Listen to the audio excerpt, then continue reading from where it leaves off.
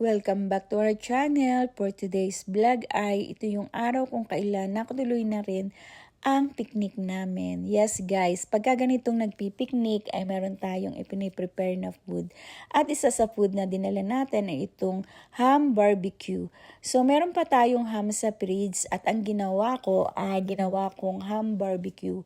Importante na meron kayong stock ng barbecue stick para anytime na magluto kayo ng barbecue o kaya naman ham barbecue. Ayan, pwedeng-pwede ang recipe na ito para sa ating barbecue. Dahil templado na itong ham, pwede nyong gawing ham barbecue. At i-air fry nyo lang, ready to eat na. Dahil mga 12 noon nga kami darating doon, dapat may mga nakaready ng food. At ang pangalawang menu naman natin ay itong ginataang lobster. Meron pa tayong lobster sa fridge at ang sabi ko, lulutuin ko na para meron naman tayong specialty. Nag-iisa nga lang siya pero napakalaki naman at makakain ito mga 6 na tao. Pero itong gulay, marami naman makakakain ito. Nilagyan natin ng sitaw at saka kalabasa. Alam nyo ba ito guys, sitaw at kalabasa ay in-import pa ng Canada sa Asian countries. At maaring ito ay nanggaling sa Pilipinas. Yes guys, maganda na nakakapag-angkat na ang Canada sa Pilipinas ng mga produkto. Yan, nakatulad nitong mga gulayin. Isa na nga sa pinaka-recent yung mangga. Alam nyo ba guys, ang manggang kinalabaw ay nabibili na dito sa Canada at nai-import na.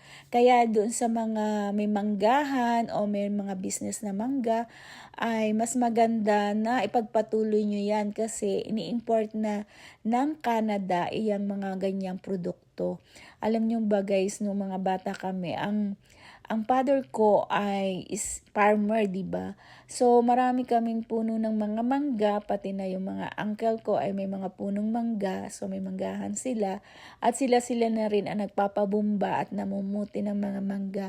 At ito ay dinadala nila sa Divisoria. Alam nyo ba na naging source of income namin yung mga tinutubo nila sa pagmamangga. At nakakatuwa dahil magandang balita na ang mangga, lalo na ang kinalabaw, ay ini-import na po ng Canada.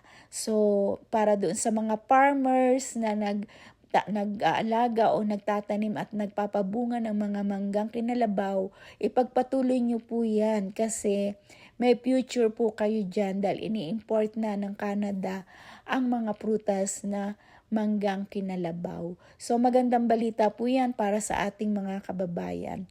So balik tayo dito sa ating niluluto. Siyempre nilagyan natin ng isang latang gata. Easy to prepare naman ang ganitong recipe guys dahil ang ginataang sitaw at kalabasa ay pangkaraniwan na. Pero samahan nito ng ganito kalaking lobster. Tingnan nyo guys, nakakagutom talaga.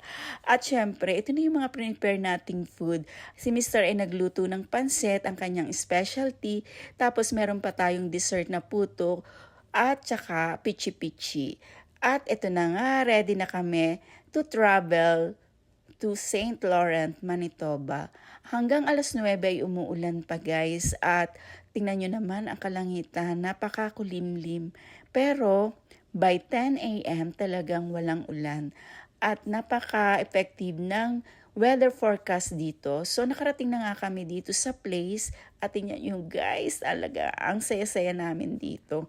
Kasi ngayon lang uli kami nagkasama-samang magpipinsan.